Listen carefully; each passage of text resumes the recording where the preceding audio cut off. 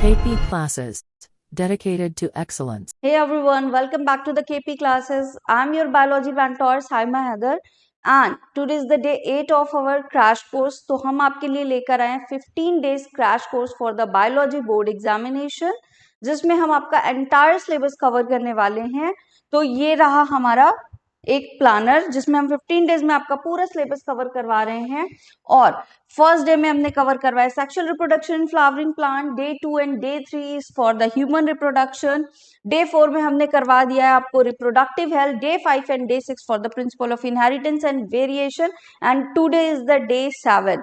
सो आपको डे 6 तक के जो भी वीडियो चाहिए वो आपको प्लेलिस्ट में जाकर के मिल जाएंगे. After that we will going to cover within the 15 days the remaining unit, the molecular basis of inheritance, evolution, human health and disease, microbes and human welfare, biotechnology principle and its application, and the organism and population. तो ये सारा कुछ हम 15 days में cover करने वाले हैं. आज की क्लास में जो भी टॉपिक हम कवर करने वाले हैं वो है हमारा structure of DNA, important one, जहां से क्वेश्चन आते हैं आपके डिफरेंट एक्सपेरिमेंट्स कि किस तरह से डीएनए को as a genetic material proof किया गया, semi conservative model and the process of replication. तो आज की क्लास बहुत इंपॉर्टेंट है, लास्ट तक बने रहिएगा. और सारे के सारे नोट्स भी आपको मिल जाएंगे और ये सारे नोट्स आपको मिलेंगे हमारी ऐप से. तो अगर आप एंड्रॉइड यूजर है तो आप KP exam prep app download कर सकते हैं. You are the iOS user तो आप क्लास प्लस को डाउनलोड करेंगे और ORG कोड में आपको ICO मेंशन करना है. ठीक है, यहाँ पे जब आप जाएंगे तो क्रेडेंशियल से लॉगिन करने के बाद आपको यहाँ पे मिलेगा इस तरीके से 3 डॉट्स. जहां पे क्लिक करेंगे तो हमारा साइड पैनल ओपन हो जाएगा. उस साइड पैनल में आप फ्री मटेरियल पे जाकर क्लिक करेंगे तो इस तरीके से क्या होगा, हमारा फ्री कंटेंट ओपन होगा जिसमें आपको डॉक्यूमेंट में जाकर के क्लिक करना है और उसमें आपको सारे के सारे नोट्स अवेलेबल हो जाएंगे. ठीक है, और उसके साथ ही यहाँ पे मॉक टेस्ट दिया जा रहा है जो कि बिल्कुल फ्री ऑफ कॉस्ट है. तो आप जाके यहाँ पे प्रैक्टिस सेशन भी ले सकते हैं फॉर द बोर्ड एग्जाम. तो लेट्स स्टार्ट द टॉपिक. सबसे पहले हम पढ़ने वाले हैं आज के चैप्टर का basic which is DNA. Structure of DNA is one of the base and important one. तो देखिए डीएनए है क्या, आपका फुल फॉर्म की बात की जाए तो क्या कहते हैं इसको, डीऑक्सीराइबोन्यूक्लिक एसिड. ठीक है, स्ट्रक्चर देखते हैं तो इस तरह से एक डबल हेलिकल स्ट्रक्चर होता है. ठीक, जिसमें क्या होते हैं हमारे 3 चीजों से मिलकर के बना हुआ है बेसिकली, जिसमें होगी हमारी पेंटोज शुगर की एक बैकबोन. पेंटोज शुगर की बैकबोन होगी, आपके नाइट्रोजनस बेस होंगे एंड फॉस्फेट ग्रुप ऐड होगा. तो इन 3 चीजों से मिलकर के हमारा डीएनए का बैकबोन बना हुआ है. ठीक है, अब क्या होता है कि एक न्यूक्लियोटाइड की अगर हम बात करें तो क्या हो गया, शुगर हो गया, नाइट्रोजनस बेस हो गए और फॉस्फेट ग्रुप हो गया, एक न्यूक्लियोटाइड. अब डीएनए क्या है, पॉलीन्यूक्लियोटाइड. तो मतलब इसी तरीके के बहुत सारे न्यूक्लियोटाइड मिलकर के क्या बना रहे हैं, हमारे पॉलीन्यूक्लियोटाइड या फिर डीएनए की चेन बना रहे हैं. ठीक है, तो DNA and RNA both are polynucleotide. ठीक, अब यहाँ पे आप देख रहे हैं कि ये जो आपको स्ट्रक्चर दिखाई दे रहा है वो अलग अलग क्या है, आपके न्यूक्लियोटाइड का है. और न्यूक्लियोटाइड चेंज कैसे होता है, आपका जो शुगर एंड फॉस्फेट है it will be remain same, but हर बार आपको क्या होगा, नाइट्रोजनस बेस डिफरेंट मिलेंगे. तो adenine, thymine, guanine and cytosine, इनकी वजह से क्या होता है, हमारा न्यूक्लियोटाइड हर बार चेंज हो जाता है. तो 2 चीजें रिमेन सेम है, सिर्फ क्या हो रहा है, नाइट्रोजनस बेस जो है वो हमारी चेंज हो रहे हैं. तो 3 कंपोनेंट से मिलके हमारा न्यूक्लियोटाइड बना हुआ है, नाइट्रोजनस बेस, एक पेंटोज शुगर है जो कि कौन सी है, राइबोज शुगर होती है. ठीक है, और डीऑक्सीराइबोज शुगर होती है कहाँ, डीएनए में. तो राइबोज शुगर है तो आरएनए है, अगर डीऑक्सीराइबोज शुगर है तो क्या है आपका, डीएनए का स्ट्रक्चर है. और एक ग्रुप जुड़ा होता है फॉस्फेट ग्रुप जो कि क्या होता है, निगेटिव चार्ज देता है किसको, डीएनए को. और इसी की वजह से एसिडिक कैरेक्टर भी आ जाता है डीएनए के अंदर. तो यहाँ से आपको 2 मार्क्स का क्वेश्चन आ सकता है कि एसिडिक प्रॉपर्टी और निगेटिव चार्ज किसकी वजह से आ रहा है डीएनए के स्ट्रक्चर में. तो the answer will be the phosphate group. ठीक है, इस तरीके से आपको स्ट्रक्चर दिखाई देता है. ये हमारा शुगर है, ये हमारा क्या है, फॉस्फेट ग्रुप है, और ये क्या है, हमारा नाइट्रोजनस बेस है. अब ये 3 अलग अलग चीजें आपस में जुड़ रही हैं, दैट मीन्स बॉन्ड बना रही हैं. तो कुछ बॉन्ड्स भी होंगे जो मिलकर के क्या करेंगे, इसको बनाएंगे. अब नाइट्रोजनस बेस जो होते हैं वो दो तरीके के होते हैं, एक होता है हमारा प्यूरिन, दूसरा होता है हमारा पाइरिमिडीन्स। ठीक है, प्यूरिन फिर से अगेन क्लासिफाइड होता है दो टाइप में, एक होता है एडिनिन और एक होता है ग्वानिन। तो एजी जो है, adenine and guanine is the purine, और साइटोसिन और थाइमिन और यूरेसिल इज द पाइरिमिडीन। अब साइटोसिन और थाइमिन जो है वो किस में पाया जाता है, हमारा डीएनए में पाया जाता है। ठीक है, लेकिन आरएनए की बात करें तो आरएनए में क्या होगा, थाइमिन के प्लेस पे हो जाएगा आपका क्या, यूरेसिल हो जाएगा। बस इतना ही डिफरेंस रहता है, और राइबोज शुगर का डिफरेंस रहता है। ठीक है ये आपको स्ट्रक्चर दिख रहे हैं सामने, सारे ही सारे नाइट्रोजनस बेस के। अब देखो क्या हुआ, सबसे पहले हमने पेंटोज शुगर लिया, उस पेंटोज शुगर के साथ हमने किसको ऐड किया, हमारे नाइट्रोजनस बेस को। तो दोनों आपस में जुड़ रहे हैं, दैट मीन्स बॉन्ड बना रहे हैं। और जब भी शुगर बॉन्ड बनाएगा, ठीक है, तो कौन सा बॉन्ड होगा, विच इज ग्लाइकोसिडिक बॉन्ड। तो यहाँ पे जो बॉन्ड बन रहा है वो कौन सा बॉन्ड बन रहा है, शुगर एंड नाइट्रोजनस बेस के बीच में ग्लाइकोसिडिक बॉन्ड बन रहा है। ठीक है, अब किस जगह से, लोकेशन से ये जुड़ रहा है, तो पेंटोज शुगर के किस पॉइंट से जुड़ रहा है आपका, पेंटोज शुगर के 1 वाले हिस्से से ये जुड़ रहा है। ठीक है, तो फर्स्ट वाले क्या होगा, ये आपका पेंटोज शुगर जो है वो न्यूक्लियोसाइड से न्यूक्लियोटाइड से जुड़ेगा। एंड दैट स्ट्रक्चर, सिर्फ इतने स्ट्रक्चर की अगर मैं बात करूं कि शुगर और क्या जुड़ रहा है आपका, नाइट्रोजनस बेस, अभी फॉस्फेट नहीं आया है, तो that whole structure is known as nucleoside. जब इसमें फॉस्फेट जुड़ जाता है तो इसको ही हम बोलते हैं न्यूक्लियोटाइड। ठीक, चल अब देखो क्या है, यहाँ पे आरएनए की बात करें तो यहाँ पे क्या होता है, डिफरेंस क्या है, जो OH ग्रुप होता है सेकेंड पोजीशन पे, ठीक है, ये आपका राइबोज शुगर है। ठीक है, तो राइबोज शुगर का जो 2 प्राइम OH होता है, ठीक, यहाँ पे क्या होता है आपका, पाया जाता है। लेकिन यही 2 प्राइम जो OH ग्रुप है वो डीऑक्सीडाइज्ड हो जाता है, तो इसको हम क्या बोलते हैं, डीऑक्सीराइबोज शुगर बोलते हैं। ठीक है, बस यही डिफरेंस रहता है आपका। तो यहाँ पे 3 prime to 5 prime phosphodiester bond बन रहा है किसमें, और डाई न्यूक्लियोटाइड बना रहे हैं, मतलब 2 न्यूक्लियोटाइड जुड़ रहे हैं कहाँ पे आप, क्या 3 प्राइम टू 5 प्राइम। मीनिंग क्या है इसका देखो, जो भी शुगर होगी, अगर मैं शुगर की स्ट्रक्चर पे जाऊं, ठीक है, तो यहाँ पे क्या है आपका, एक ये वाला एंड है जो 3 प्राइम कहलाएगा, एक ये वाला एंड है जो 5 प्राइम कहलाएगा। अब एक शुगर के मॉलिक्यूल से एक फॉस्फेट यहाँ भी ऐड होगा और एक फॉस्फेट यहाँ भी ऐड होगा, that is known as 3 prime to 5 prime end. समझ में आया, फॉस्फेट का ओरिएंटेशन जो है, जो बॉन्ड बन रहा है किसके साथ, आपके इस पेंटोज शुगर के साथ, वो एक 3 प्राइम एंड पे जुड़ा हुआ है, एक 5 प्राइम एंड पे जुड़ा हुआ है। ठीक है, तो इसी को 3 प्राइम टू 5 प्राइम डायरेक्शन हम बोलते हैं। ठीक है, अब देखो क्या क्या चीजें हुई, ये आपका मान लो एडिनिन था, ठीक, इस एडिनिन से क्या हुआ है, ये आपका एक फॉस्फेट जुड़ा हुआ है, ठीक, और ये यहाँ पे दूसरा शुगर से भी फॉस्फेट जुड़ा हुआ है। तो ये क्या हो गया, फॉस्फेट से जब हमारा शुगर जुड़ता है तो एक एस्टर बॉन्ड क्रिएट होता है, और एक एस्टर बॉन्ड यहाँ से क्रिएट हो रहा है। ठीक है, तो कितने एस्टर बॉन्ड बन रहे हैं, 2 फॉस्फेट से। तो ये नाम क्या दे दिया इस बॉन्ड का, फॉस्फोडाइस्टर बॉन्ड।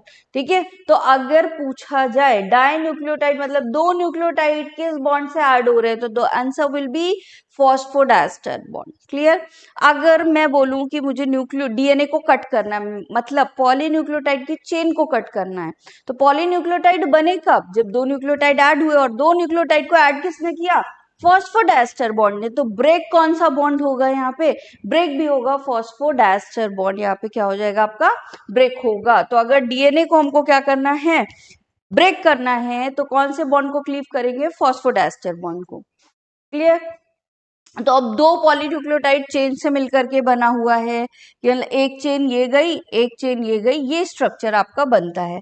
कॉइल्ड, घूमा हुआ किस डायरेक्शन में है, तो राइट हैंडेड फैशन में नॉर्मली डीएनए आपका क्या होता है, ट्विस्टेड होता है। पिच ऑफ द हेलिक्स की बात करें तो इट इज 3.4 नैनोमीटर और 34 एंगस्ट्रॉम। ठीक है, अब क्या होता है, जैसे बेसेस जुड़ रहे हैं जुड़ रहे हैं जुड़ रहे हैं, तो 10 बेस पेयर जैसे ही आपके कंप्लीट होंगे ये एक टर्न ले लेगा। ठीक है, टर्न लेने तक में 10 बेस पेयर के बाद एक टर्न, फिर 10 बेस पेयर, फिर एक टर्न। ठीक है, तो ये क्या होता है आपका, अब ये जो टर्न होता है इसी को हम क्या बोल देते हैं, हमारा पिच बोलते हैं, ठीक है। हर एक टर्न के मतलब 10 बेस पेयर के बाद जो टर्न आ रहा है ना, तो वो 10 का जो काउंट है which is called the pitch. अब 2 बेस पेयर थे, मान लो यहाँ पे एडेनिन था, यहाँ पे साइटोसिन था, ठीक। अब इन दोनों के बीच का जो डिस्टेंस था, ये एडेनिन है मान लो, ये साइटोसिन है, इन दोनों के बीच का जो कॉन्जिक्यूटिव डिस्टेंस होता है which is known as 0.34 nanometre, ठीक है। तो 10 के बीच का कितना होगा 3.4, उसी को हम क्या बोल देते हैं pitch. These are the term जो क्वेश्चन में डायरेक्ट एमसीक्यू में आपसे पूछे जा सकते हैं, तो पता होना चाहिए, क्लियर। अब बैकबोन ऑफ डीएनए किससे बना हुआ है, शुगर एंड फॉस्फेट से, ठीक। और बेस प्रोजेक्ट क्या है उसके अंदर, दोनों ये जो आपके एरिया बन रहे हैं, स्ट्रैंड बन रहे हैं, वो किससे बन रहे हैं, फॉस्फेट एंड शुगर है। बीच में जुड़ा ये वाला स्ट्रैंड और ये वाले स्ट्रैंड को जोड़ कौन रहा है, नाइट्रोजनस बेस जोड़ रहे हैं, ठीक है। अब अगर बात करें दो चेन की, एक चेन यहाँ जा रही है, एक चेन यहाँ से जा रही है, ठीक है। तो एंटी पैरेलल पोलैरिटी होती है। पोलैरिटी क्या थी, अभी मैंने बताया फॉस्फेट के जुड़ने का जो आपका फैशन था, that means 3 prime to 5 prime. तो अगर एक एंड ये वाला 3 प्राइम टू 5 प्राइम है, ठीक है, तो ये वाला क्या होगा आपका 5 प्राइम टू 3 प्राइम, ठीक है। अपोजिट एंटी पैरेलल फैशन में ये आपके जुड़ते हैं, ठीक है। तो एक का पोलैरिटी अगर 5 टू 3 प्राइम है, तो दूसरे का क्या होगा हमेशा 3 प्राइम टू 5 प्राइम होगा। आप यहाँ पे स्ट्रक्चर देख सकते हैं, ये जो ब्लू कलर से दिख रहा है ये वाला और ये वाला, दीज टू आर क्या है आपके शुगर एंड फॉस्फेट का बैकबोन है। जो बीच में ये आपको दिख रहे हैं ये क्या है आपके नाइट्रोजिनस बेस हैं। और नाइट्रोजिनस बेस कैसे आपके जुड़े होते हैं, जैसे एडेनिन एंड गुआनिन जो है आपका वो प्यूरिन हो गया, तो प्यूरिन हमेशा पाइरिमिडीन के साथ जुड़ता है, तो ए के साथ टी जुड़ेगा, ठीक है। It is the fix thing कि आपका ए के साथ हमेशा कौन आएगा, टी आएगा। एडेनिन थाइमिन एक साथ जुड़ेंगे, गुआनिन साइटोसिन एक साथ जुड़ेंगे। और जब दो बेस आपस में एक साथ जुड़ रहे हैं तो पेयर बना रहे हैं, तो हमने इसी को क्या बोल दिया, बेस पेयर। तो ये जो इतना हिस्सा है एडेनिन और थाइमिन एक साथ क्या कहला रहे हैं आपके, बेस पेयर कहला रहे हैं, ठीक है। अब जब ये टर्न लेता है तो देखिए जहां पे ये ज्यादा गैप आ रहा है this is called the major group, और ये जो यहाँ पे टर्न पे कम आ रहा है उसको हम क्या बोलते हैं, माइनर ग्रुप बोलते हैं। अब दो स्ट्रैंड नाइट्रोजनस बेस जो है आपके एडेनिन थाइमिन के साथ क्या कर रहा है, यहाँ पे जुड़ रहा है। तो ये जो बॉन्ड है विच इज नोन एज क्या कहलाता है आपका हाइड्रोजन बॉन्ड। किससे जुड़ रहा है यहाँ पे, ये जो बॉन्ड बन रहे हैं दिस इज आपके कौन से वाले बॉन्ड है, हाइड्रोजन बॉन्ड होते हैं जो बेस पेयर बना रहे हैं, ठीक है। एडेनिन और थाइमिन में आप देखिए कितने बॉन्ड हैं, there are 2 hydrogen bond. Cytosine और गुआनिन में कितने 3 हाइड्रोजन बॉन्ड है, तो 2 को तोड़ना आसान है या 3 को, तो 2 को ब्रेक करना आसान है। इसलिए जब डीएनए को ओपन करना होगा तो जो आपका कहते हैं एटी रिच रीजन है ना, जहाँ पे एडेनिन और थाइमिन वाले हैं वहां से ब्रेक करो, तो खोलने में क्या हो जाएगी, आसानी होगी। तो जब भी रेप्लिकेशन स्टार्ट होगा वो कहाँ से होगा, एटी रिच रीजन से होगा, ठीक है। और हर एक प्यूरिन किसके साथ बाइंडिंग कर रहा है, पाइरिमिडीन के साथ कर रहा है, ठीक है। इस तरीके से आपका ये हाइड्रोजन बॉन्ड देखिए यहाँ पे दोनों के बीच में है, ठीक। तो 3 हमने क्या पढ़ लिया, एक हमारा क्या जुड़ रहा है, फॉस्फेट जुड़ रहे हैं नाइट्रोजनस बेस से, कौन सा बॉन्ड बना हमारा, एन ग्लाइकोसिडिक बॉन्ड बना। फिर शुगर जुड़ रही है किससे, हमारे फॉस्फेट से, तो एक शुगर 2 फॉस्फेट को जोड़ रही है, तो क्या सॉरी एक फॉस्फेट से 2 शुगर जुड़ रही है तो क्या बोलेंगे, फॉस्फोडाइएस्टर, 2 बॉन्ड बन रहे हैं, डाइएस्टर बॉन्ड बन गया। और 2 नाइट्रोजनस बेस किससे जुड़ रहे हैं, हाइड्रोजन से जुड़ रहे हैं, ठीक है। तो यहाँ पे 2 चीजें, अगर न्यूक्लियोटाइड पूछ ले कि कैसे अलग करेंगे तो फॉस्फोडाइएस्टर बॉन्ड को क्लीव करेंगे, लेकिन 2 स्ट्रैंड ऑफ डीएनए कैसे अलग करेंगे, तो हाइड्रोजन बॉन्ड को ब्रेक करेंगे, याद रखना है ये दोनों चीज, ठीक है। अब एडविन चारगाफ इज द साइंटिस्ट, ठीक है। इन्होंने क्या बताया, इन्होंने बोला the number of purine and number of pyrimidine is equal, मतलब जितने नंबर ऑफ प्यूरिन होंगे उतने नंबर पाइरिमिडीन भी होंगे। क्यों, क्योंकि एडेनिन तो प्यूरिन है वो थाइमिन के साथ पेयर कर रहा है, तो जितने एडेनिन उतने थाइमिन भी बेस पेयर में होंगे, जितने साइटोसिन है उतने गुआनिन भी बेस पेयर में होंगे, तो दोनों के नंबर क्या होते हैं आपके सेम। तो इन्होंने बोला कि purine is equal to pyrimidine, ठीक है, A plus G is equal to T plus C, ठीक है। अब अगर मैं बोलूं कि नंबर ऑफ प्यूरिन, मान लीजिए आपको दिया हुआ था कि एडेनिन जो है वो कितने हैं आपके 10 हैं, ठीक। तो आपको पता होना चाहिए जितने एडेनिन होंगे उतने ही तो बेस पेयर में थाइमिन भी होंगे, तो थाइमिन भी कितने हो जाएंगे आपके 10, ठीक। अब 10 और 10 कितने हो गए आपके 20। तो आप क्या करोगे, 100 में से माइनस करोगे, जो रिमेनिंग आपका आ रहा है 80, उसमें से ग्वानिन आधे होंगे और आधे साइटोसिन होंगे। तो 40-40 का रेशियो क्या आ जाएगा आपका, ग्वानिन और साइटोसिन का आ जाएगा। इस तरीके से एक की वैल्यू देके, समटाइम तो बहुत सीधा आता है कि एडेनिन की वैल्यू दी हुई है, थाइमिन पूछ रहा है, तो जितने एडेनिन उतने थाइमिन, ग्वानिन दिया हुआ है, साइटोसिन पूछ रहे तो उतने ही। अगर नहीं है तो डबल कर लेना, मान लो एडेनिन दे और साइटोसिन पूछे, तो क्या करोगे, पहले डबल करोगे, जो आएगा 100 में से माइनस कर देना, फिर जो आंसर आएगा उसको हाफ कर दोगे, तो यहाँ पे ये आपका फॉर्मूला क्रैक हो जाएगा, ठीक है। बेटा बोर्ड के साथ साथ हम प्रिपरेशन करवा रहे हैं किसकी, सीयूटी एग्जामिनेशन की भी प्रिपरेशन करवा रहे हैं। तो जो लोग सीयूटी एग्जामिनेशन की प्रिपरेशन करना चाहते हो उनके लिए हमने एक बैच लॉन्च किया है, उड़ान बैच, जिसमें हम स्पेसिफिक डोमेन के साथ साथ आपको जीटी एंड इंग्लिश का भी कोर्स कंप्लीट करवा रहे हैं। ह्यूमैनिटीज, साइंस एंड कॉमर्स के बैचेस हैं। इसके अलावा एक सारथी बैच भी है हमारे साथ, जिसमें सिर्फ स्पेसिफिक आप जीटी एंड इंग्लिश को कोर्स को कंप्लीट कर सकते हो। तो if you want to join our course, यहाँ पे आपको डिटेल दी हुई है, आप कर सकते हो। And these are our CUT result 2024, जिसमें हमारे काफी सारे स्टूडेंट्स जो हैं वो टॉप रैंक के कॉलेज में सेलेक्ट हुए हैं। तो अगर आप भी अपना ड्रीम कॉलेज चाहते हो तो आप हमारे साथ जुड़ करके CUT की तैयारी कर सकते हो और सिलेक्शन आराम से ले सकते हो। अगर मोर अपडेट्स के लिए आपको हमारे व्हाट्सएप एंड इंस्टाग्राम से भी जुड़ना चाहो तो जुड़ सकते हो। लिंक जो है वो डिस्क्रिप्शन में दी हुई है, जहाँ पे आपको सारी अपडेट्स मिलेंगी, क्विजेस मिलेंगे, काफी सारी वीडियोस मिलेंगे, तो आप वहां पे भी जाकर के हमसे जुड़ सकते हो। अब आता है पैकेजिंग ऑफ डीएनए। डीएनए क्या है हमारा, जेनेटिक मटेरियल, मतलब एक सेल के अंदर डीएनए पाया जा रहा है, वही मूव हो रहा है from one generation to another generation, जो हमने प्रिंसिपल ऑफ इनहेरिटेंस में देखा। अब इस डीएनए को पैक कैसे किया गया है, 2.2 मीटर लॉन्ग डीएनए है, ठीक है, लेकिन सेल तो आपकी 10⁻⁻⁶ है सेल का साइज, न्यूक्लियस का। तो अब उसके अंदर पैकेजिंग कैसे हुई ये देखना है। तो पहले अगर मैं प्रोकैरियोट्स की बात करूं, ठीक है, तो प्रोकैरियोट्स में आप इकोलाई के ऊपर स्टैंडर्ड स्टडी की गई, ठीक। तो यहाँ पे जो डीएनए है वो भी कैसा है हमारा, निगेटिवली चार्ज है, ठीक। तो ये पॉजिटिवली चार्ज प्रोटीन जो होती है, ठीक है, उसके साथ बाइंड करके एक स्ट्रक्चर बनाता है जिसको हम न्यूक्लियोइड कहते हैं।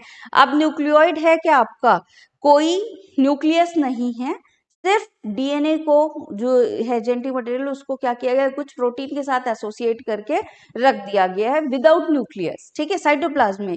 इस स्ट्रक्चर को हम न्यूक्लियोइड बोलते हैं। ये आपको यहाँ पे इस तरीके से दिख रहा होगा। इसके अलावा यहाँ पे कुछ एक्स्ट्रा क्रोमोसोमल डीएनए भी पाया जाता है जिसको हम बोलते हैं प्लाज्मिड, और इस प्लाज्मिड का एप्लीकेशन आप बायोटेक्नोलॉजी में अच्छे से डिटेल में करोगे, ठीक है। तो इंपॉर्टेंट वन है, तो एक्स्ट्रा क्रोमोसोमल डीएनए है, और मेन जो क्रोमोसोमल डीएनए उसको हमने नाम क्या दे दिया, न्यूक्लियोइड। अब आते हैं यूकैरियोट्स के केस में बात करें तो यूकैरियोट्स के केस में क्या होता है, बहुत लंबा डीएनए है, ठीक। तो अब अगर मैं तुम्हें एग्जाम्पल दूं, तुम्हारा लैपटॉप का कॉर्ड होगा या चार्जर का कॉर्ड होगा, तो क्या होता है, एक छोटे से पैकेट के अंदर पैक करके आता है, जब हम खरीदते हैं कैसे असेंबल हो जाता है इतने बड़े पैकेट के अंदर, क्योंकि उसको रैप कर दिया जाता है, और रैप करने के बाद वो क्या होता है, उसके अंदर फिट हो जाता है, इजंट इट। तो यहाँ पे भी कुछ ऐसे ही हो रहा है, कुछ प्रोटीन के ऑक्टामर लिए गए और उसके ऊपर डीएनए को इस तरीके से रैप कर दिया गया, ठीक है, ताकि असेंबली क्या हो जाए, जो है वो आसान हो जाए, ठीक। तो यहाँ पे क्या किया गया है, कुछ पॉजिटिवली चार्ज प्रोटीन है, डीएनए तो हमारा निगेटिवली चार्ज है, तो क्या लिया गया, पॉजिटिवली चार्ज प्रोटीन लिए गए, ठीक है, जिसको हमने क्या नाम दिया, हिस्टोन। अब ये हिस्टोन जो है वो पॉजिटिवली चार्ज क्यों है पूछा जाता है, तो देयर आर 2 अमीनो एसिड जिससे ये मिलके बने हुए हैं, लाइसिन एंड आर्जिनिन, ठीक है। तो लाइसिन एंड आर्जिनिन की वजह से दे आर पॉजिटिवली चार्ज, ठीक। ये भी क्वेश्चन पूछा जाता है आपका। अब हिस्टोन ऑक्टामर बना लेता है, तो 8 हैं, ऑक्टामर मीन्स 8 आपके, ठीक। तो 8 कौन कौन से हैं आपके, देखिए यहाँ पे देखो होता क्या है, H2A H2B H3H4, ठीक, 4 आगे और 4 पीछे, तो कितने हो गए आपके 8 ऑक्टेमर हो गए। तो ये देखिए यहाँ पे स्ट्रक्चर दिख रहा होगा, ये इस तरीके से असेंबल हो जाते हैं आपके, ठीक, 4 आगे और 4 पीछे। और इसी के ऊपर क्या होता है आपका जो डीएनए है, ये जो येलो कलर से दिख रहा है आपका ये वाला पार्ट, ये डीएनए, ठीक है, ये इस तरह से रैप अप हो जाता है। ग्रीन कलर से आपका हिस्टोन का ऑक्टेमर दिया है। और इनको असेंबल करने के लिए यहाँ पे एक और हिस्टोन आता है जिसको लिंकर डीएनए बोलते हैं, विच इज H1, ठीक। तो this is the diagram. Core क्या हो गया आपका हिस्टोन का ऑक्टेमर, जिसके ऊपर हमारा देखिए ये डीएनए इस तरीके से रैप होता है, ठीक है। इसी को हम क्या बोलते हैं, हमारा न्यूक्लियोसोम मॉडल बोलते हैं, ठीक। फिर आते हैं, देखिए अब हो क्या रहा है, डीएनए है। डीएनए जेनेटिक मटेरियल है क्यों, क्या कर रहा है, कैरेक्टरिस्टिक्स दे रहा है। कैसे कैरेक्टरिस्टिक्स पता चले, फिनोटाइप कैसे पता चल रहा है, क्योंकि डीएनए जो है वो आरएनए बनाएगा, आरएनए से बनेगा प्रोटीन, और प्रोटीन से बनेगा क्या, एक एक्सप्रेशन आएगा, मतलब एक प्रोटीन था जिसने हाइट को बढ़ा दिया, तो एक्सप्रेशन आया नहीं, दिखने में टॉल है वो उसका फिनोटाइप, ठीक है। कलर को फेयर कर दिया तो कलर टोन क्या हो गया, फिजिकल अपीयरेंस दिख रहा है या नहीं दिख रहा है। तो एक्सप्रेशन दे कौन रहा है, प्रोटीन। प्रोटीन को कौन बनवा रहा है, आरएनए। आरएनए किससे बनेगा, डीएनए से। तो डीएनए ही हो गया ना हमारा जेनेटिक मटेरियल। तो ये जो पूरी प्रोसेस है हमारी, डीएनए से आरएनए बनना, आरएनए से प्रोटीन बनना, this is called the central dogma of the molecular biology, ठीक है। ये पूरा प्रोसेस क्या कहलाता है, DNA to RNA, RNA to protein का पूरा सिंथेसिस हमारा सेंट्रल डोग्मा कहलाता है। डीएनए का काम ही यही है कि अल्टीमेटली उसको प्रोटीन बनाना है, ठीक है। अब देखिए यहाँ पे आपको कुछ हमारा थ्योरेटिकल बुक भी मिल जाएंगी जिसमें आपका CET as well as board examination दोनों कवर कर रहे हैं। तो वो बच्चे जो बुक परचेज करना चाहते हैं उनको सॉफ्ट कॉपी हार्ड कॉपी दोनों अवेलेबल हो जाती है। आपको इन्फॉर्मेशन सारी जो है वो डिस्क्रिप्शन में मिलेगी, अगर आप परचेज करना चाहते हैं तो आप कॉन्टेक्ट कर सकते हैं। नेक्स्ट है हमारा DNA replication. DNA replica means क्या होता है, एग्जैक्ट कॉपी। तो एक डीएनए से दूसरा डीएनए सेम टू सेम बनाना is called the DNA replication, ठीक है। कॉपीज ऑफ डीएनए बन रही हैं। क्यों कॉपीज ऑफ डीएनए बन रही हैं, क्योंकि एक बात बताओ, सिर्फ अपने पेरेंट्स जो हैं आपके, वो आपके भाई बहन भी तो होंगे, तो अगर सारा जेनेटिक मटेरियल उठ के आप में आ जाता, ठीक है, तो नेक्स्ट प्रोजेनी तो और होती नहीं, तो कॉपी जाती है, ठीक है। इसीलिए एक इंडिविजुअल की बहुत सारी प्रोजेनी होती हैं। क्यों, क्योंकि वो अपनी कॉपीज सेंड कर रहा है, ठीक। तो यहाँ पे इसलिए रेप्लिकेशन की जरूरत है। कहाँ हो रहा है रेप्लिकेशन, तो यहाँ से भी पूछा जाता है एस फेज में। कहाँ हो रहा है, S phase of cell division में आपका क्या होगा, ये डीएनए रेप्लिकेशन होगा। तो कॉपी हो रही है डीएनए की फ्रॉम पेरेंटल डीएनए, ठीक है। Watson and Crick, they are two scientist जिन्होंने बोला, सिर्फ बोला था, प्रूफ कुछ नहीं किया था, ठीक है। It is the theoretical one, एक हाइपोथेसिस देखिए, it is a semi conservative model. Semi means half, conserve means बचा हुआ। तो आधा इसका पेरेंटल होता है, आधा न्यू बनता है, ऐसा इन्होंने एक हाइपोथेसिस दी, ठीक है, कि पेरेंटल स्ट्रैंड जो है वो एज अ टेम्पलेट होता है फॉर द सिंथेसिस, और न्यू कॉम्प्लीमेंट्री स्ट्रैंड जो होता है वो नया आधा बनता है आफ्टर रेप्लिकेशन, ठीक है। तो सेमी कंजर्वेटिव का मतलब क्या है, on one parental and one new strand, ठीक है। अब इसको एक्सपेरिमेंटली प्रूफ किसने किया, तो मेसेल्सन एंड स्टेहल ने 1958 में इन्होंने इस मॉडल को क्या किया, प्रूफ करके दिया कि ऐसा एक डीएनए था, देखो ब्लू वाला एक था ही और रेड वाला एक नया यहां से बन गया। तो 50% इज पेरेंटल, 50% कैसा बन रहा है, आपके न्यू कॉम्बिनेशन बन रहे हैं, ठीक।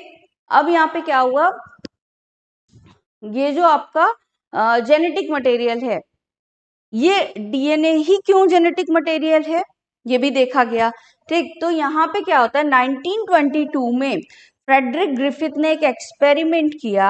किस पे एक्सपेरिमेंट किया, स्ट्रेप्टोकोकस निमोनिया पे, बैक्टीरिया पे, और देखा यहाँ पे दो तरीके के बैक्टीरिया थे इनके पास। एक ऐसे स्ट्रेन था स्मूथ शाइनी कॉलोनीज, एक रफ कॉलोनीज थी आर स्ट्रेन वाली। एस वाला क्या था, यहाँ पे इसके ऊपर कैप्सूल थी ग्लाइकोप्रोटीन की, इसीलिए स्मूथ था। और अगर आपने बैक्टीरिया पढ़ा है तो आपको पता होगा कि जिसके ऊपर कैप्सुलेटेड वाला होता है वही इन्फेक्शन कॉज करता है। तो कौन सा इन्फेक्शन कॉज करेगा ये पता होना चाहिए।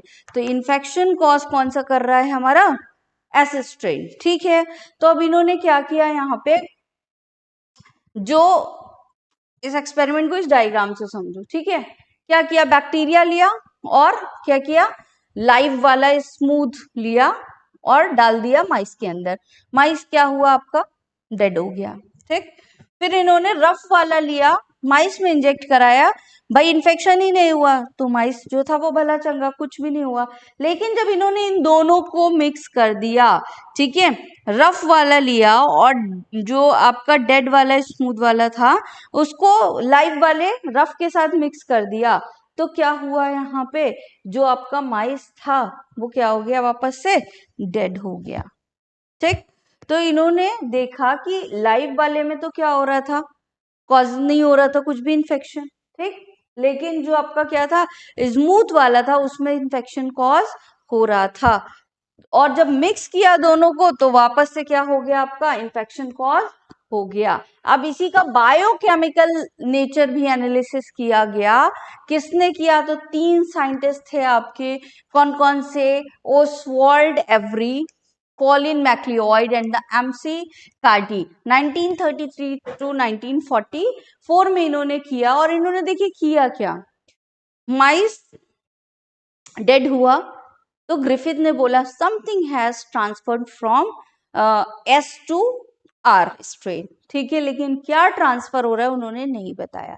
तो एक ऑब्जर्वेशन दिया साइंटिस्ट ने कि भाई आपके जो बायोमोलिक्यूल्स हैं, 4 मेजर बायोमोलिक्यूल्स हैं, उन्हीं में से कुछ ट्रांसफर हो रहा होगा।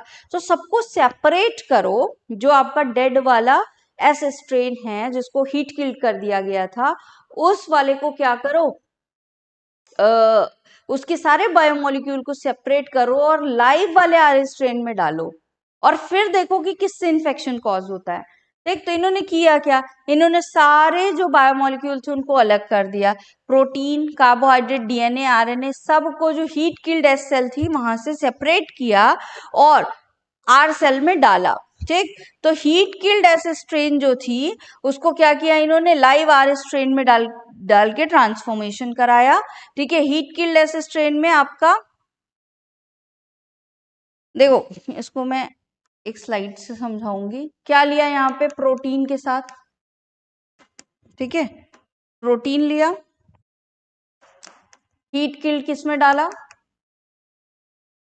एस स्ट्रेन में, ठीक। हीट किल्ड एस स्ट्रेन का क्या था, ये आपका प्रोटीन था, ठीक। फिर इसको किसके अंदर डाल दिया, आर स्ट्रेन के साथ, इंजेक्ट करा माइस में।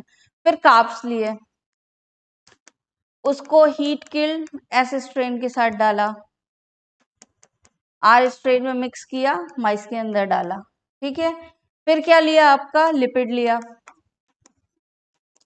हीट किल्ड एस स्ट्रेन के साथ आर स्ट्रेन में मिक्स करके माइस के अंदर डाला। और क्या लिया, आपका न्यूक्लिक एसिड लिया, हीट किल्ड एस स्ट्रेन वाले का और उसको आर वाले स्ट्रेन में डाला किया।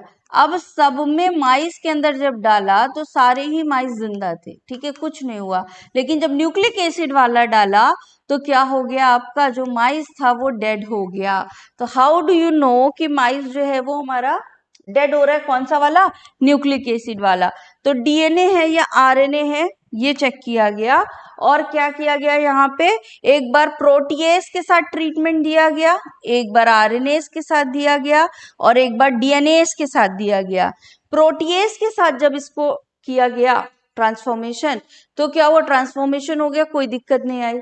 लेकिन जब इसमें आरएनएज डाल दिया गया, मतलब आरएनए किल हो गया, डीएनए जो प्रोटीएज है उसने प्रोटीन को किल किया, आरएनएज ने किसको किया, आपका आरएनए को किल किया, और डीएनएज ने क्या कर दिया, आपका डीएनए को किल कर दिया।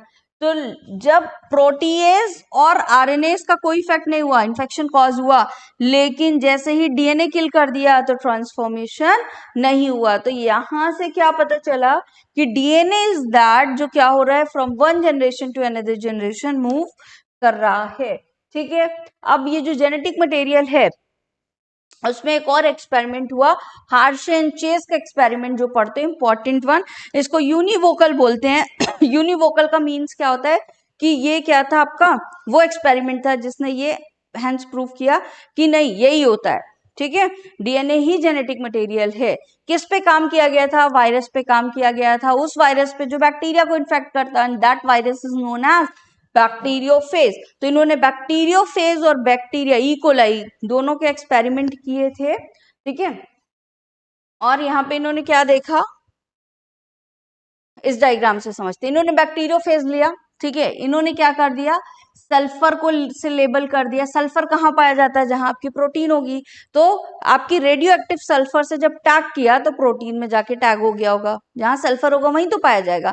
और फॉस्फोरस से भी रेडियो एक्टिव फॉस्फोरस से टैग किया तो फॉस्फोरस कहाँ पाया जाता है? फॉस्फेट अभी देखा डीएनए में, तो डीएनए में टैग हो गया। अब इन्फेक्शन कॉज कराया, जब इन्फेक्शन कॉज कराया और देखा, ठीक है, ब्लेंडिंग की इसकी, तो यहाँ क्या हुआ, सेल के अंदर क्या हुआ आपका, सल्फर नहीं मिला। मतलब जो सेल के अंदर गया, ट्रांसफॉर्मेशन क्या है, जो सेल के अंदर जाए, तो बैक्टीरियल सेल में देखा गया सल्फर नहीं मिला, मतलब प्रोटीन अंदर नहीं गया है, ये पता चला, ठीक। लेकिन जब सेंट्रीफ्यूगेशन करा गया, ब्लेंडिंग की गई, तो क्या देखा गया कि फॉस्फोरस जो था वो इकोलाई की सेल में मिला। इसका मतलब क्या है आपका कि फॉस्फोरस जो है वो क्या है आपका, डीएनए के थ्रू गया है, तो मतलब जो अंदर जा रहा है इकोलाई की सेल में ट्रांसफॉर्म हो रहा है, विच इज वो क्या है आपका, डीएनए है। यहां से ये यूनिवोकल एक्सपेरिमेंट इसको हम बोलते हैं, ठीक।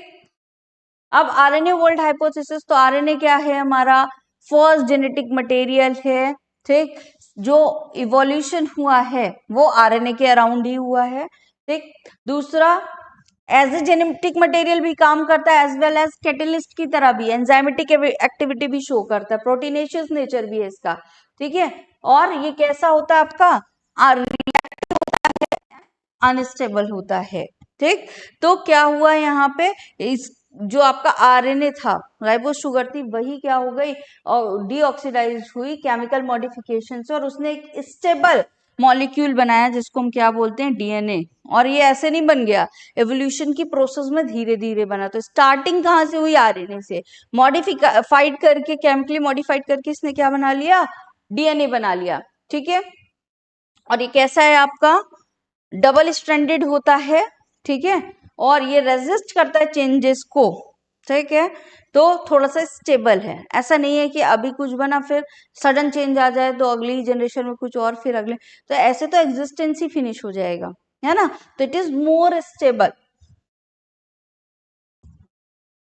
टाइप्स ऑफ आरएनए की बात करें तो मेजर आपके जो टाइप्स ऑफ आरएनए, उसमें पहला कौन सा है हमारा, एमआरएनए, फिर है हमारा ट्रांसफर आरएनए, टीआरएनए, आरआरएनए जिसको हम राइबोसोमल आरएनए कहते हैं। तो तीन आपके आरएनए मेजर मिल रहे हैं, ठीक है। किस लिए काम आते हैं, to synthesise the protein in the cell. काम क्या है इनका, प्रोटीन का सिंथेसिस करना। क्या काम कर रहे हैं, प्रोटीन बनवा रहे हैं, ठीक है। The mRNA provide the template, mRNA आपका कौन सा वाला है, टेम्पलेट प्रोवाइड करता है, and having genetic information in the form of genetic code, genetic code के फॉर्म में क्या कर रहा है, इंफॉर्मेशन प्रोवाइड कर रहा है। The tRNA brings the amino acid and read the genetic code of mRNA.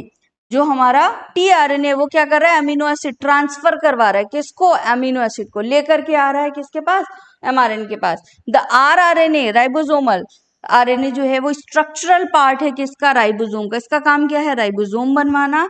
इसका काम क्या है, ट्रांसफर करवाना अमीनो एसिड का। और इसका काम क्या है, टेम्पलेट, न्यू कोडॉन्स, आपका जेनेटिक कोड का फॉर्मेशन करवाना, अमीनो एसिड बनवाना। डीएनए रेप्लिकेशन की प्रोसेस की बात करें तो किसने सबसे पहले बताया, ये वॉटसन एंड क्रिक ने बताया कि सेमी कंजर्वेटिव मॉडल होता है, ठीक है। और क्या बताया इन्होंने कि the original statement that it has not escaped our notice that the specific pairing we have postulate immediately suggest a possible coping mechanism for the genetic material। क्या हो रहा है, इन्होंने ये एक स्टेटमेंट दिया कि पॉसिबल कॉपिंग हो रही है जेनेटिक मटेरियल की from one generation to another generation.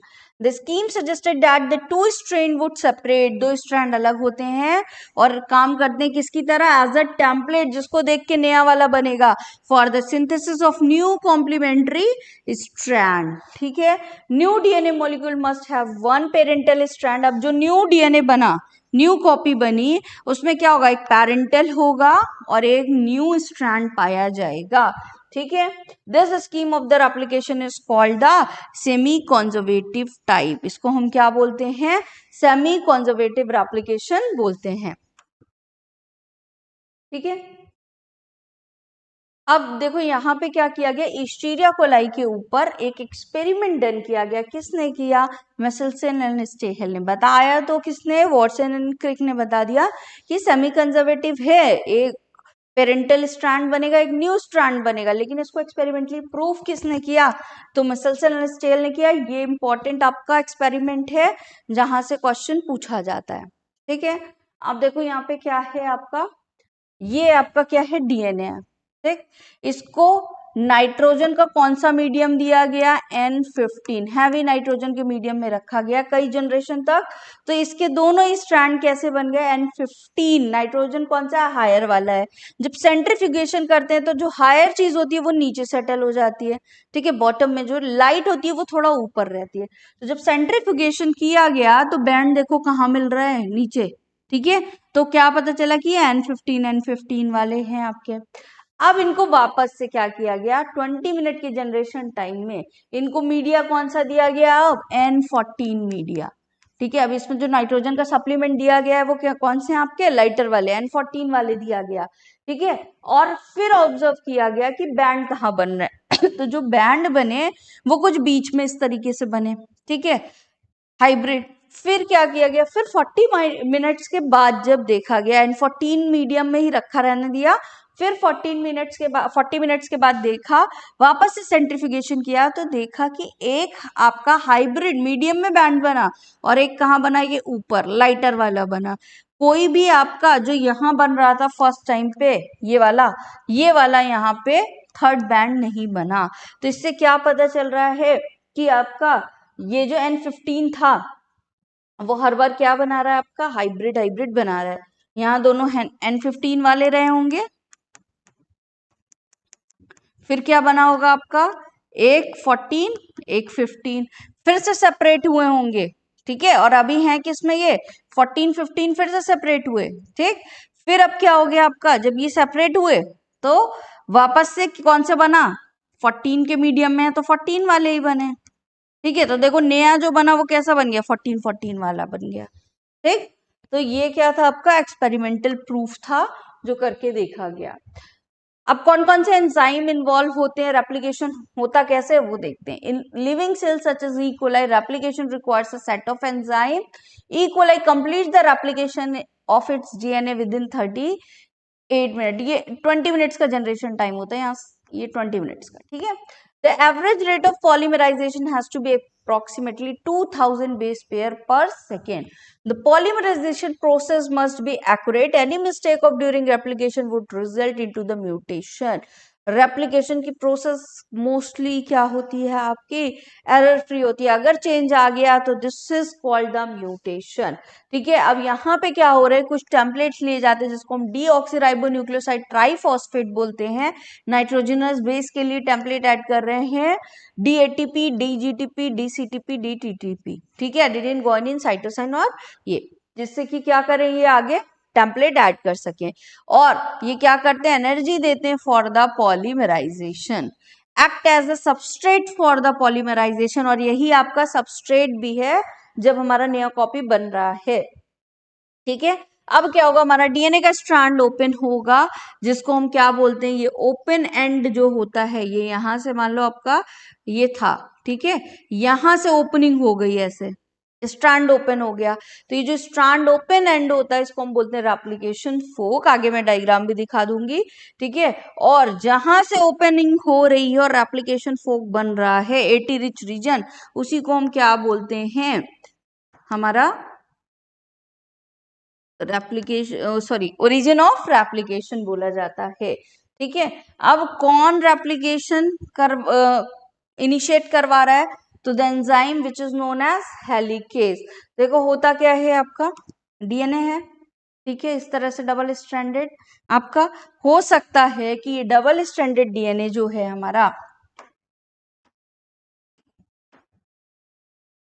ये डबल स्ट्रैंडेड डीएनए है। अगर इसको समटाइम क्या होता है? सुपर कॉइल्ड हो जाता है। ठीक है। तो यहाँ पे एक एंजाइम आता है गाइरेस, वो गाइरेस क्या करता है, इसको हेलिकल फॉर्म में रखता है ताकि ये एकदम और ज्यादा टाइट ना हो जाए, वरना हाइड्रोजन बॉन्ड हम ब्रेक नहीं कर पाएंगे। अब यहाँ पे ये जो हाइड्रोजन बॉन्ड है बीच में, ठीक है, इनको ब्रेक करने के लिए एक एंजाइम आएगा हेलिकेज, और हेलिकेज का काम क्या है, to break the hydrogen bond. ठीक है, हाइड्रोजन बॉन्ड को ब्रेक करा। अब जब हाइड्रोजन बॉन्ड ब्रेक हो गए, ठीक है, एंजाइम आया, उसने ब्रेक करना शुरू किया, तो क्या हुआ, ये जो फोक है ये इस तरीके से क्या हो गया, ब्रेक होने लगा और ऐसे ओपन हो गया। ठीक है, तो ये जो स्ट्रक्चर बनता है इसी को हम क्या बोलते हैं, रेप्लिकेशन फोक। ठीक है, अब इस रेप्लिकेशन फोक क्योंकि ये जुड़ा रहे, ठीक है, ऐसा ना हो कि वापस से बॉन्डिंग हो जाए, ठीक, तो क्या होता है यहाँ पे एक और हमारा प्रोटीन आता है जिसका नाम क्या है, SSB, single stranded binding protein. इसका काम क्या है, ये होल्ड कर रहा है इस तरीके से ताकि ये वापस से जुड़ने ना पाए। अब प्राइमर आएगा, यहाँ पे आपके प्राइमर्स ऐड करेगा, और प्राइमर्स ऐड करने के बाद आपका DNA पॉल 3 आएगा, और DNA पॉलीमरेज 3 जो है वो क्या करता है, न्यूक्लियोटाइड ऐड करता है, दैट मीन्स पॉलीमराइजेशन। ठीक है, ये क्या करेगा, पॉलीमराइजेशन ऐड करेगा। यहाँ पे डायग्राम दिया होगा, मैं दिखा देती हूँ। ठीक है, तो इस तरीके से क्या हुआ, ये ऐड हुआ आपका। और जब देखो क्या हुआ, यहाँ प्राइमर जुड़ा पहले, तो प्राइमर हमेशा किधर से किधर जुड़ता है, 5 प्राइम टू 3 प्राइम। ठीक है, प्राइमर जो है आपका जुड़ गया 5 prime to 3 prime. DNA pol 3 का जो क्या है आगे बढ़ने का तरीका है, उसकी एक ही शर्त है कि वो हमेशा 5 प्राइम टू 3 प्राइम ही आगे बढ़ेगा। तो ये वाले पे तो 5 प्राइम टू 3 प्राइम इसको जगह मिल गई, तो DNA पॉलीमरेज आके यहाँ बाइंड हुआ और बढ़ता चला गया आगे, तो एक कंटिन्यूअसली स्ट्रैंड बन गया, जिसको हम क्या बोल रहे हैं, ये जो ब्लू वाला स्ट्रैंड है, now this is called as, आपका क्या कहलाएगा, लीडिंग स्ट्रैंड। इसका नाम क्या हम देते हैं, लीडिंग स्ट्रैंड नाम देते हैं। जबकि यहाँ पे जो आपका RNA पॉलीमरेज जुड़ा, उसका मूवमेंट किस तरफ होना चाहिए, हमेशा हर बार 5 प्राइम टू 3 प्राइम। तो वो चला, फिर रुका, फिर पीछे आया, फिर उसने कुछ हिस्सा बनाया, फिर इस डायरेक्शन में मूव हुआ, फिर पीछे गया। तो जो आपके स्ट्रैंड बने वो कैसे बन गए, टुकड़े में बन गए। ठीक है, दिस इज डिसकंटिन्यूअस सिंथेसिस जो ये, इसी का नाम दिया गया है ओकाजाकी फ्रेगमेंट। क्या बन गया यहाँ पे, ओकाजाकी फ्रेगमेंट बन गया। और ये जो ओकाजाकी फ्रेगमेंट है, ठीक है, वो जिस स्ट्रैंड के थ्रू बन रहा है, लैग होके बन रहा है, तो इसका नाम क्या दे दिया गया, लैगिंग स्ट्रैंड। लैग हो रहा है ना, तो लैग से, ओकाजाकी फ्रेगमेंट से आप लैग याद रखना कि टुकड़ों में बन रहा है, लैग आ रहा है, लैग से लैगिंग स्ट्रैंड याद रखना, तो आपको लीडिंग स्ट्रैंड भी याद रहेगा। ठीक है, ये वाला लैगिंग स्ट्रैंड होता है, ये वाला लीडिंग स्ट्रैंड होता है। तो क्या बन गई आपकी, 2 कॉपी बन गई, जिसमें देखो एक टेम्पलेट DNA से पेरेंटल स्ट्रैंड आया और एक न्यू वाला बन गया है यहाँ पे। ठीक है, तो ये क्या हो गया आपका, replication has done. So hope you like the session. Next part में मिलते हैं, see you soon, good luck for the examination. KP classes dedicated to excellence.